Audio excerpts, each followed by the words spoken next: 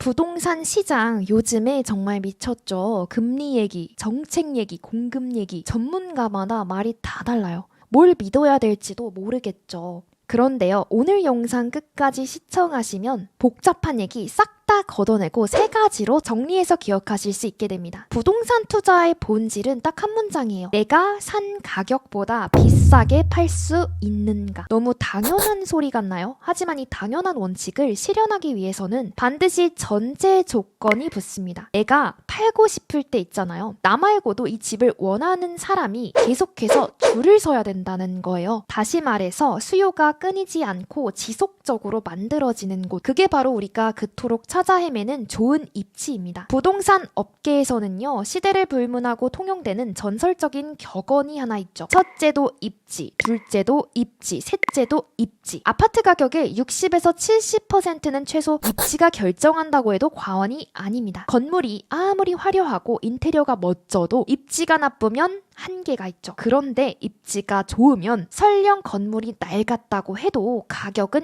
우상향합니다. 서울 강남에 40년 된 낡은 아파트들 많잖아요. 근데 그 아파트들이 웬만한 신축 아파트 서너 채의 가격을 호가합니다. 왜일까요? 그 땅이 가진 힘, 즉 입지를 사는 것이죠. 그러면 과연 좋은 입지를 어떻게 확인해야 할까요? 이 세 가지만 기억하시면 됩니다. 첫째, 지하철, 버스 등의 교통망이 잘 연결이 되어 있는가? 둘째는요, 학군이나 교육 환경이 좋은가? 셋째는요, 마트, 병원, 공원 등의 생활 인프라가 가까운가? 한번 생각해보세요. 내부 인테리어가 호텔급이에요. 채광도 끝내줍니다. 단지 조경도 완벽한 집이 있어요. 그런데 가장 가까운 지하철역까지 가려면 버스를 타고 20분을 나가야 되는 거예요. 혹은 마을버스가 30분에 한 대씩 온다면 매일 아침 우리 직장인분들은 전쟁 같은 출근길을 가야 되잖아요. 그 집은 살기 좋은 집이 아니라 고립된 섬입니다. 그래서 입지를 볼 때는요, 도보 10분 안에 지하철역이 있는가를 보시는 게 좋아요. 단순하게 역이 가까운 것과 환승역이 또 가까운 곳은 다릅니다. 서울의 2호선 같은 순환선이나 3개 이상의 노선이 겹치는 역세권은 정말 의미가 달라요. 노선이 많다는 건요, 내가 갈 수 있는 직장의 선택지가 늘어난다는 거고요. 이거는요, 수요층이 두터워진다는 걸 의미합니다. 실제로 같은 아파트 단지 내에서도요, 지하철 출구가 가까운 동과 가장 먼 동의 시세가 수천만 원에서 1억 원까지 차이 나는 것을 저는 현장에서 많이 봤어요. 도보 10분과 20분 차이는요, 거리의 차이가 아니에요. 삶의 질도 다르겠지만요, 자산 가치의 차이라고 보시면 되겠습니다. 두 번째 조건은요, 교육, 즉 학군이에요. 대한민국에서 학군은요, 수요를 만드는 가장 강력한 엔진입니다. 자녀를 둔 30, 40대 우리 부모님들 있죠? 집을 고를 때 가장 포기할 수 없는 조건 뭐예요? 1순위가 학군입니다. 이 수요는요, 경기를 안 타요. 경제가 어려워도 부모님은 자녀 교육을 포기하지 않으니까요. 학군을 분석할 때는 두 가지 데이터를 확인하세요. 첫 번째는 초등학교, 중학교 수준입니다. 우리 초등학교를 품은 아파트, 초품화라는 말이 왜 나왔어요? 안전한 등굣길은 기본, 주변 중학교의 학업 성취도 평가 결과나 특수목적 고등학교 진학률이 지표가 되니까요. 중요한 거는 학원가의 밀집도입니다. 단순하게 공부 잘하는 학교가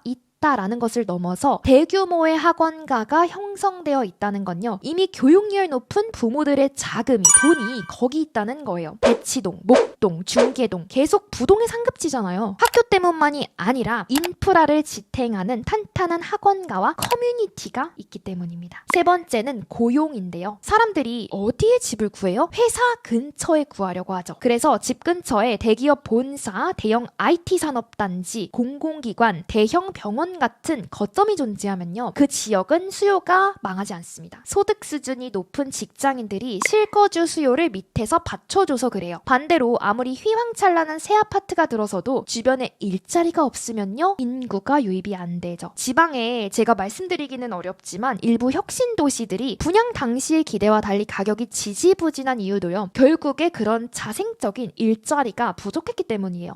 판교의 테크노밸리, 마곡지구, 가산 디지털 단지 일대가 왜 지속적으로 강세인지 입지 지도를 펼쳐두시고 일자리 동선하고 맞춰보세요. 제가 돈 되는 아파트 고르는 방법으로 지금까지 입지를 말씀드렸는데요. 이제 수요와 공급 분석을 해보겠습니다. 자본주의에서는 수요와 공급으로 모든 가격이 결정되죠. 그렇기 때문에 아무리 훌륭해도 공급이 한꺼번에 쏟아지는 시기에 진입하면 단기적으로 가격 조정을 피하기가 어려워집니다. 부동산 시장의 사이클은요, 수요와 공급의 균형에 의해 움직이죠. 그래서 우리가 가장 먼저 체크해야 될 데이터는 향후 2년에서 3년간의 입주 예정 물량이에요. 여러분, 왜 하필 2년에서 3년일까요? 아파트 시행부터 시공, 준공까지 걸리는 물리적인 시간 때문입니다. 지금 여러분이 분양하는 그 물량이 3년 뒤에 공급 폭탄이 될지 아니면 공급 가뭄 속에 단비가 될지를 미리 예측할 수 있다는 뜻이에요. 입주 물량이 적정 수요보다 과도하게 많은 지역은 전세가가 먼저 무너지죠. 이어서는 매매가가 흔들립니다. 반대로 공급은 계속 주는데 인구 유입이 계속되는 지역은요, 전세가가 매매가를 밀어 올리는 현상이 발생해요. 이때 우리는 전세가율을 유심히 살펴봐야 됩니다. 전세가율이 70에서 75% 이상으로 높게 형성되어 있다면 매매가 하락에 대한 저항선이 강하다는 증거고요. 적은 투자금으로 진입할 수 있는 기회가 되는 거예요. 제가 마지막 세 번째로 소개해드릴 건요, 단지 분석이에요. 입지도 좋고 수급도 괜찮은데 단지 자체가 별로잖아요. 여러분, 매도할 때 진짜 고생해요. 부동산 투자에서 가장 많이 하는 실수가 뭐냐면 입지만 보고서 단지의 조건을 간과하는 겁니다. 투자는 살 때가 아니라 팔 때 완성되는데요. 내가 팔고 싶을 때 원하는 값을 받고서 팔 수가 있어야 진짜 투자인 거예요. 제가 단지 분석을 하는 방법을 알려드릴게요. 첫 번째로 체크할 수 있는 항목은 세대수입니다. 저는요, 대단지를 목표로 해요. 세대수가 많으면 커뮤니티 시설의 퀄리티가 다르거든요. 헬스장, 수영장, 골프장, 도서관 같은 편의시설은요, 대단지일수록 좋게 이용할 수가 있고요. 대단지는 또 거래량이 많거든요. 거래가 활발하다는 건 시장 가격이 투명하게 형성이 되어 있다는 뜻이고요. 내가 급하게 팔아야 될 때 급매라는 이름으로도 즉시 처분이 가능합니다. 그런데 나홀로 아파트는 1년 내내 거래가 이제 한 건도 없는 경우가 많아요. 이런 곳은 나중에 탈출하고 싶어도 출구가 안 보여요. 두 번째로 체크할 수 있는 항목은 바로 브랜드입니다. 레미안, 힐스테이트, 자이, 프루지오 이런 소위 일군 건설사의 브랜드 아파트 있죠. 단순하게 이름값만 하는 게 아닙니다. 동일한 입지에서도 브랜드가 아닌 아파트보다 보통 프리미엄이 붙어요. 이건 왜냐면 시공 품질에 대한 신뢰도 있겠지만 향후 유지 보수라든지 단지 관리 시스템 때문이거든요. 그리고 아파트는 사람들의 인식 또한 중요하잖아요. 인식 속에서 브랜드 아파트에 산다라는 그 심리적 만족감이 수요로 연결돼요. 뭐 전세를 놓거나 매수자 찾거나 할 때도 이런 브랜드 파워는 어쨌든 가장 강력한 마케팅 툴이 됩니다. 같은 브랜드라도 그런데 시공사가 하도급을 어디에 맡겼느냐에 따라 품질 차이가 날 수 있어서요. 입주자 카페나 커뮤니티에서 실제 입주민들의 하자 후기를 확인해 보시는 것이 좋겠습니다. 세 번째 체크 항목은요, 연식, 다시 말해서 준공 연도입니다. 준공 후에 15년을 기준으로 생각하세요. 15년 이내 아파트는 아직 시설이 우리 좀 세련이 됐죠. 주차 공간 넉넉하고 층간소음 그런 기준도 최근 규정이 적용이 되어 있어요. 뭐 엘리베이터나 배관 같은 핵심 시설도 교체 시점이 아직 멀었고요. 그런데 15년을 넘기면 유지보수 비용이 올라가고 20년 넘기면 은행 담보대출 한도가 줄어드는 경우도 발생합니다. 여기서 대출이 안 나오면 매수자 풀이 줄어든다는 뜻이고 결국에 거래가 어려워져요. 예외가 있으면 바로 재건축 추진 단지입니다. 그래서 재개발, 재건축 가능성이 있는 지역인지도 보셔야 돼요. 재개발이나 재건축 가능성을 확인하는 건 부동산 투자에서 소위 로또를 기대할 수 있는 가장 확실한 방법 중 하나이기 때문입니다. 단순하게 내가 여기 살기 좋다라는 집을 고르는 것을 넘어서 자산 가치를 획득하는 관점이기도 하죠. 오래된 아파트라도 재건축이 구체적으로 진행 중이라면 오히려 신축보다 더 큰 차익을 기대할 수 있습니다. 다만 재건축은 사업이 무산되거나 장기화되는 경우도 있어요. 그래서 여러분들이 보실 때는 조합원 갈등 여부나 용적률, 안전진단 이런 정부 규제를 꼼꼼하게 따져 따져보시는 것이 중요합니다. 마지막으로 체크하실 항목은요, 평형입니다. 전용 84제곱미터 이른바 국민평형을 기준으로 삼으세요. 왜 84제곱미터냐면 이 평형이 대한민국에서 수요층이 가장 두껍습니다. 신혼부터 자녀 2명 있는 4인 가구까지 커버할 수 있는 가장 현실적인 크기고요. 실수요자, 투자자 양쪽 모두의 수요가 몰립니다. 반대로 너무 작은 소형 평형은 1인 가구 수요에만 의존하게 되고 초대형 평형은 수요층 자체가 한정적이에요. 국민 평형은 어떤 시장 상황에서도 거래가 가장 먼저 가장 많이 일어납니다. 하지만 여러분, 기술적인 분석보다 더 중요한 게 있는데요. 여러분이 지금 쓸 수 있는 그 자금 있잖아요. 그 안에서 리스크를 관리하는 거예요. 남들이 이렇게 돈 벌었대, 저렇게 돈 벌었대 라는 소리에 무리하게 투자하는 것은 금물입니다. 부동산 시장은 언제든 변동할 수 있어요. 오늘 제가 드린 이 기준들을 일단 수단으로 삼아서 직접 여러분들이 임장도 가보시고 등기부등본도 떼보시면서 좀 선구안을 길러보시길 바라겠습니다. 이 밖에 돈 되는 아파트 고르는 방법 구체적으로 더 궁금하시다면 제가 무료 PDF 자료를 준비했어요. 아래 고정 댓글에서 확인해 보실 수 있습니다. 무료 자료 많이 받아가시고요. 구독과 좋아요 꼭 눌러주세요.